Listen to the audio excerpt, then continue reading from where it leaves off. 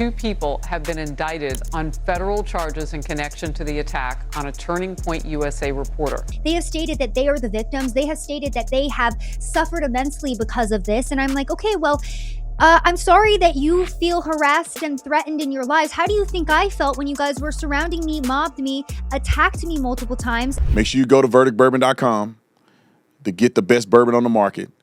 The guilty is 6-year. The not guilty has a hint of brown sugar. Same mash bill, I mean, it's the same base bourbon. We just add a little brown sugar to the not guilty. Best bourbon on the market, especially for the price point. All you got to do is go look at the reviews. We have 19 pages of 5-star reviews. Go look at it and see what everybody else is talking about. Go order you some bourbon today. Hit the link here. You can pause it, freeze it, verdictbourbon.com. We're going to talk about Savannah. I think she's going to be available for an interview here. I'm going to try to bring her on and just give her take on it because, you can hear from the news. You can hear everybody talk about it. But I want to see what Savannah Hernandez has to say because this was a big decision for her to get the people who attacked her to be prosecuted. And not for her to get them prosecuted. I think her revealing it and having a voice in the atmosphere related to this is the reason why these people got indicted. But they should get indicted because it's on video. And nobody should even have to prompt a prime. One guy pushed her in the back to the ground. The other weirdo was blowing a whistle in her ear. And when she tried to say, "Get away from me," the girl hit her and pushed her into the bushes. Now, she did get chin checked. She chin checked that one girl, which made my day. But that was after getting assaulted by everybody, even in the moment of her retaliating to defend herself. All because they don't like Turning Point. You can't be this stupid. Let's play the news clip, and then we're going to get Savannah on. All right, roll the clip. Thanks for joining us on Fox 9 and Fox Local. I'm Randy Meyer. And I'm Kelsey Carlson. Our top story tonight, 3 people facing federal assault charges after prosecutors say they attacked a reporter outside the Whipple Federal Building. It happened at an anti-ICE protest 2.5 weeks ago. Fox 9's Mike Manzoni joins us now. And Mike, prosecutors are calling what happened unhinged. Yeah, this is the video showing that reporter in the middle of that crowd. Several people shout expletives at her as she yells and tells them that she's trying to leave. She then gets knocked to the ground twice.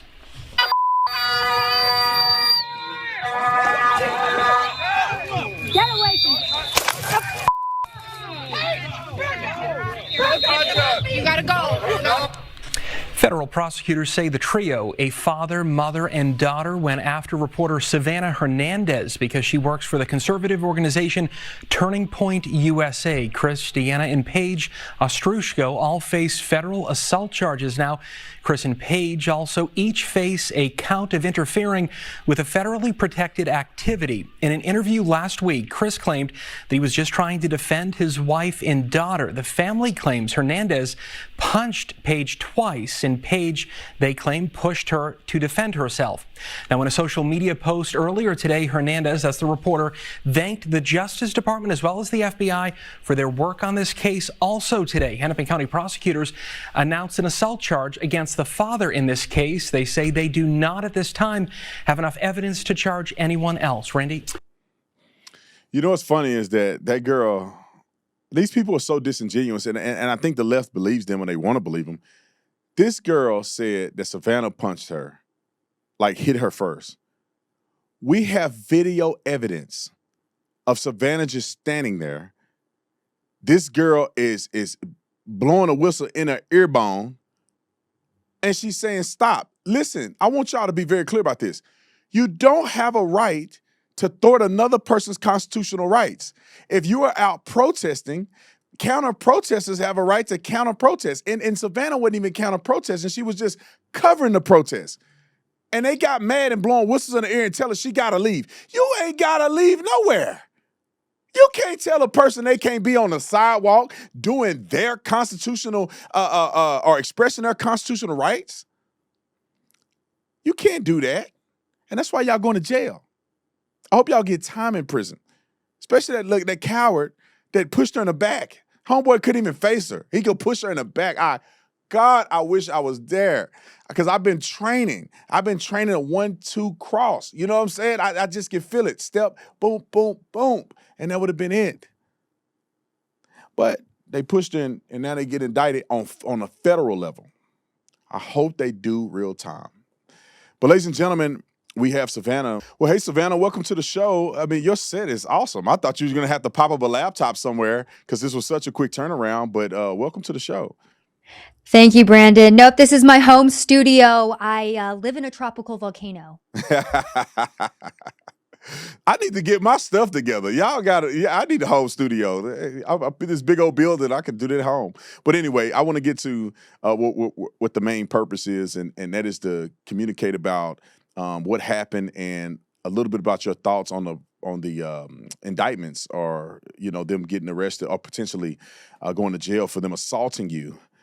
So can you give us a little bit of just a real brief synopsis of what that day was like, and then also your reaction to them being charged? Sure. So going back to that day, Brandon, honestly, this is not the first time that I have been this violently assaulted. This is actually the second time. It's the first time that the FBI and the DOJ have stepped in. So I'm incredibly grateful for that.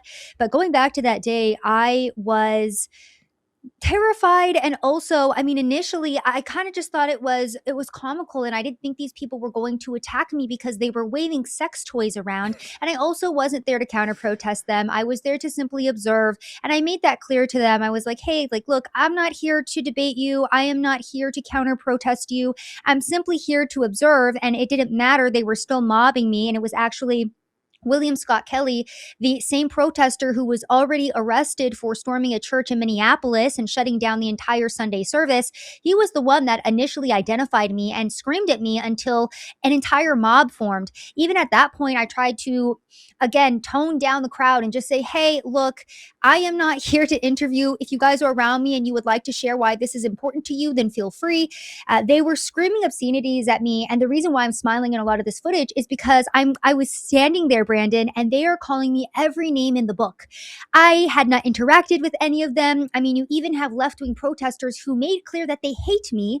They posted, hey, I hate Turning Point. I hate Savannah Hernandez. She wasn't doing anything, and this assault was uncalled for and unnecessary. So basically, again, this family, and on top of the entire mob that was there, starts very violently pushing and shoving me. And it's funny because they've been on an entire press tour trying to say that I instigated this, that I threw the punches first. First off, all of this is on footage. Everybody, millions of Americans watched the exact same footage. However, they are trying to construct a completely different narrative, which is quite frankly insane to me.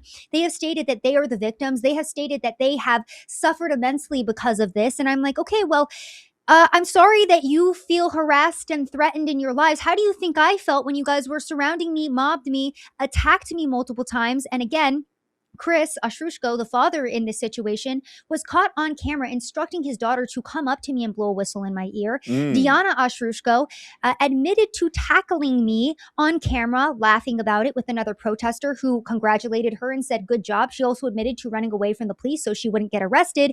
And Chris has been trying to spin this narrative that I was a threat to his family, even though every single time I was attacked, I was walking away. He stated that that's why he had to slam me to the ground violently, because I am such a threat. These people are so ridiculous, it's crazy.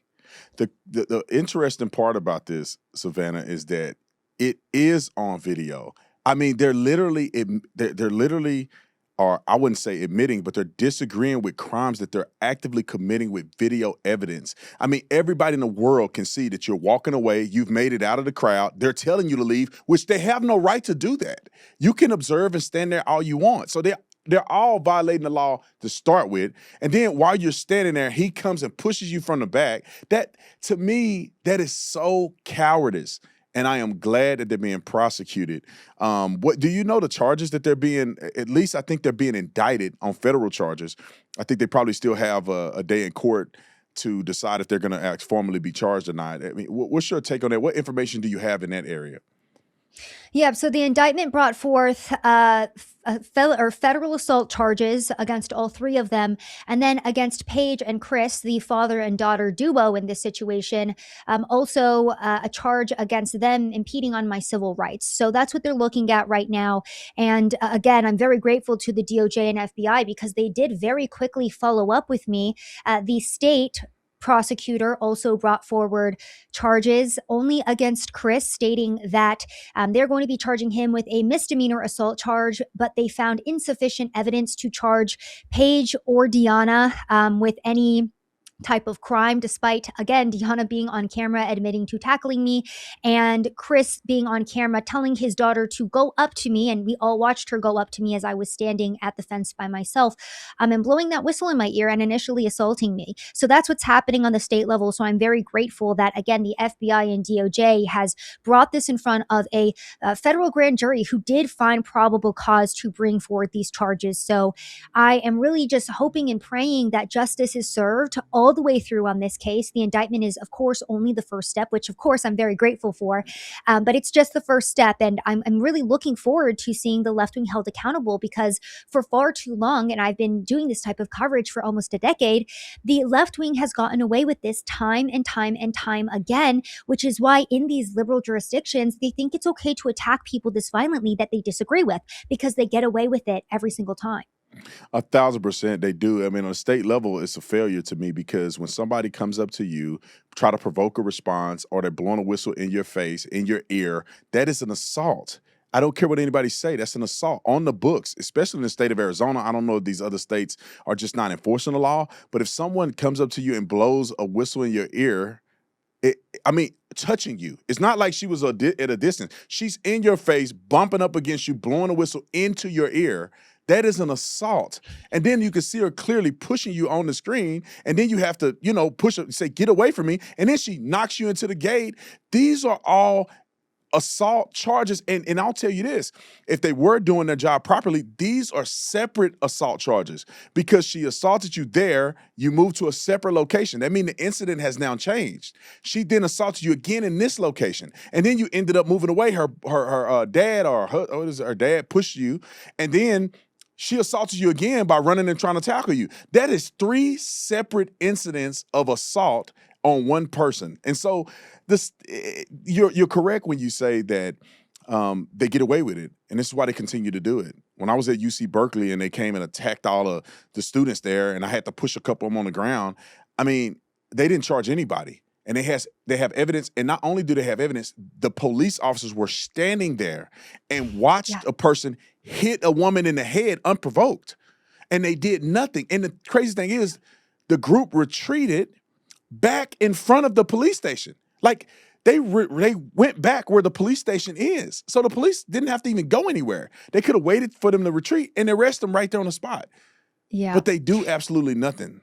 Yeah, it's infuriating, Brandon, because again, regarding these situations, I think from the police angle of this, and this is kind of the vibe that I got from the Hennepin County Sheriff's Department, is that they have charged so many of these cases, or at least recommended charges to the local DA for so many of these cases, and it gets ignored time and time again, that they are so demoralized that they're at the point where it's like, why are we even arresting these people when they're just going to be let out? And why are we going to do the investigation? Why are we going to do the work when we are not backed up? So again, I mean, I'm still a firm believer that the police should be making these arrests and doing their job, but I also understand the demoralization campaign that has been very effective since 2020, since the Black Lives Matter riots, in targeting police and making them feel like their hands are tied, in demoralizing them, and essentially keeping them from keeping America's streets safe. Because like I said, I mean, this radicalization of the left wing has been happening for far too long, and these left-wing protesters are so emboldened